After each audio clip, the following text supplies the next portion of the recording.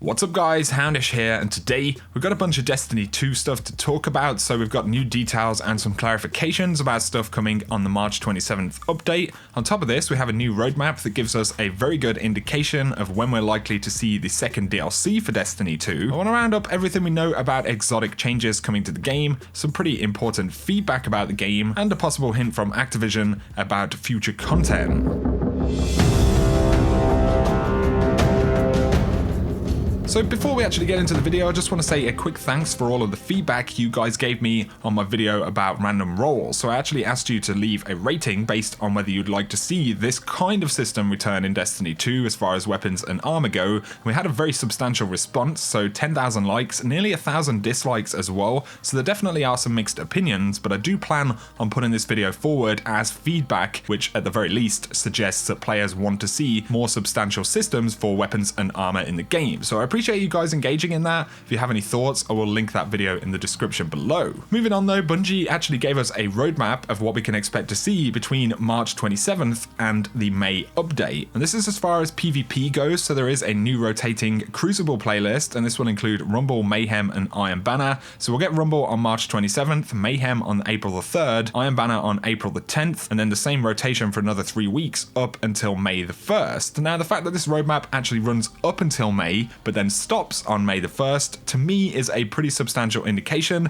that May the 8th is, now an incredibly likely release date for the second expansion. So it's just worth bearing that in mind. And for any players who are wondering when we may actually get details, for Curse of Osiris, it was originally revealed on the 30th of October, and of course it came out on the 5th of December. So it's possible that we could see a reveal, around about the 30th of March, which is a Friday, or even the 2nd of April, which is a Monday. Of course, that's assuming that they follow, roughly the same kind of timeline. All speculation aside though, the fact of the matter is that we will get a reveal for that expansion very, very soon. But also for PvP fans, it's good that there will be, a new rotating playlist. We get Rumble, Mayhem, and 6v6 Iron Banner into the game. Somebody did ask Kevin Yanes, nobody answered, are we getting Iron Banner on March 27th and on April the 6th? And Kevin Yanes says, Rumble and Iron Banner occupy the same space, so no, Rumble will be active on March 27th. And if it's 6v6 Iron Banner in particular that you're after, then we're going to have to wait until April the 10th. But in terms of reveals, somebody did mention the Bungie podcast that they said were going to happen on a monthly basis. And during the conversation about that, Cosmo did say we've got plans to fire up the Twitch studio again. So it seems likely that there will be, a series of reveals for the next expansion as usual. There's a few little details here about some stuff that we might see changed in the future. So someone was speaking about obtaining Raid and Trials of the Nine gear just by being in a clan, of course, via the clan Engrams. Cosmo did say, thanks for the feedback. We've been monitoring the players' response to this system and are considering changing it in the future. We see many players who feel that this trivializes the rewards. Keep letting us know what you think. So it looks like down the road there is going to be some kind of change for those clan Engrams on the cards. I think there will be some mixed feedback about that. You'll have to let me know what you guys think. Also, Cosmo did say as far as a public test realm or a PTR, he would love to see it one day, and he's letting the team know that this is a high priority for the community. There's a question here about solo PvP, which is kind of becoming a hot topic. So is there anything planned for the matchmaker to have solos prioritize other solos? It's really demotivating to have half your games versus 4 stacks. And Kevin Yanes once again said the team is aware of the issue and we're actively talking about potential solutions to this. No ETA at the moment, but the goal is to give solo players a fair chance at winning. Of course, this is one of the reasons that having Rumble there in terms of PvP is, a good option for solo players. There's also a lot of conversation about a freelance playlist or a solo player playlist, no teams allowed. I personally think that would be a pretty good move. Also, Derek Carroll just gave another confirmation as far as private matches go. That will be a thing available to all players and it won't be locked behind DLC or anything like that. There's a conversation here about PvP ranked. So someone said, I keep saying this, if it's not a ranked playlist and you can hit the top rank by pub stomp farming quick play, it will be a joke. Kevin Yanes said, I don't know why you keep saying this. I agree. And the other person responded,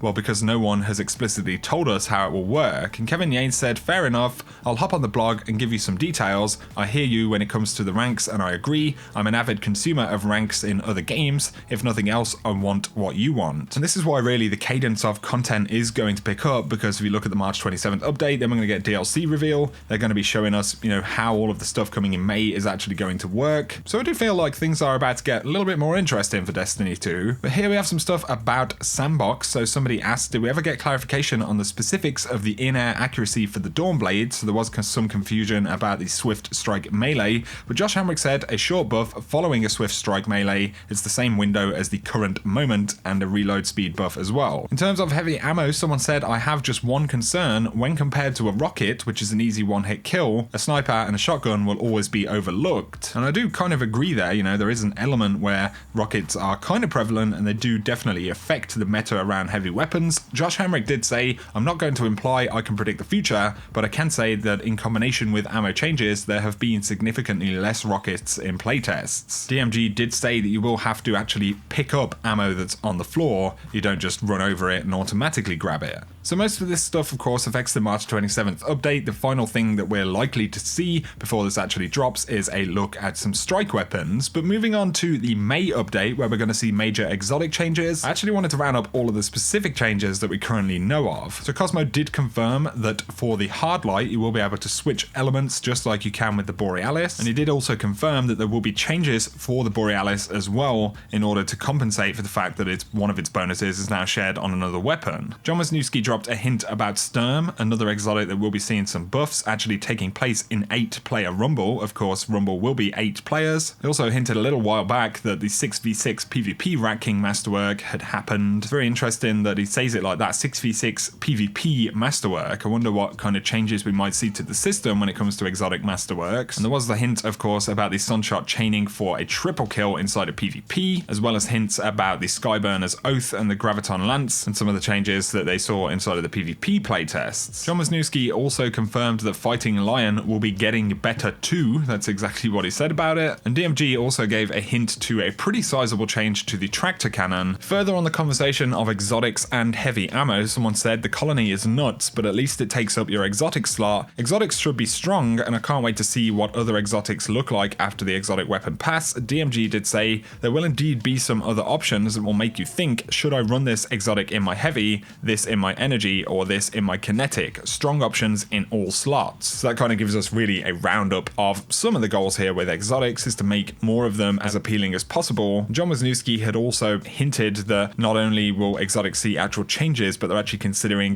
play style changes and how these weapons interact with the game. There are also going to be exotic armor changes coming as well. So I just wanted to clarify a bunch of that stuff, guys. The next thing I wanted to talk about is some conversation about Battle Royale. So it's something that a lot of people have spoken about actually being in a Destiny game. I think it's something that could potentially work. Some people responded because one of the key investment firms and the financial chief for Activision actually suggested that Activision are keenly aware of how other game publishers have recently benefited from releasing titles in the popular Battle Royale genre. And once this report came out, of course, some people speculated, could this be a thing in Destiny? Because, of course, Activision's publishing primarily deals with Call of Duty and Destiny 2, or that's what that side of the company deals with. In my opinion, though, with how big of a franchise Call of Duty is, I personally think that they would probably try and do Battle Royale in a game like that. Again, I'm not saying it's something that couldn't be done with Destiny, but it would take a ton of work, and considering the other fundamental changes that Bungie have to bring to Destiny, it's hard to say whether they would ever really have time for that, especially in Destiny 2's life cycle. So I'll be curious to hear what you think about that. Of course, it isn't confirmation of anything. I just wanted to point out the facts around,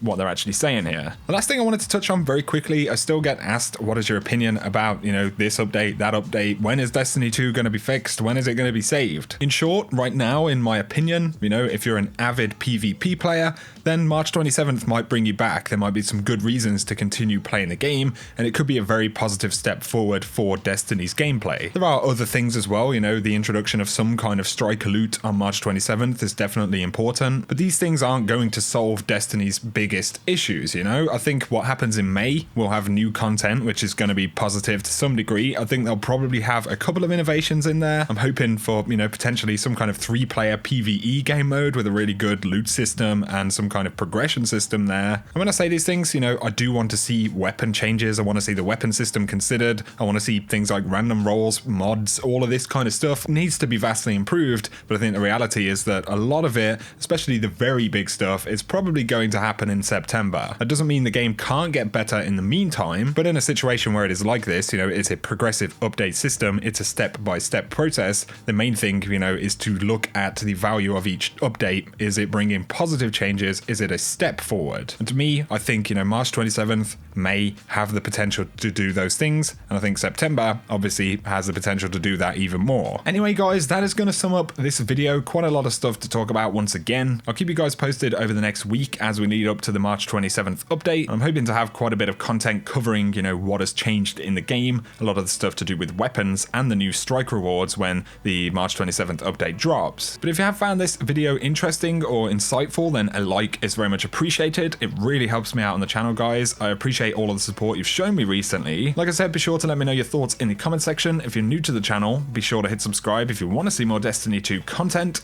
For now though, I appreciate you guys watching, and I will catch you very soon.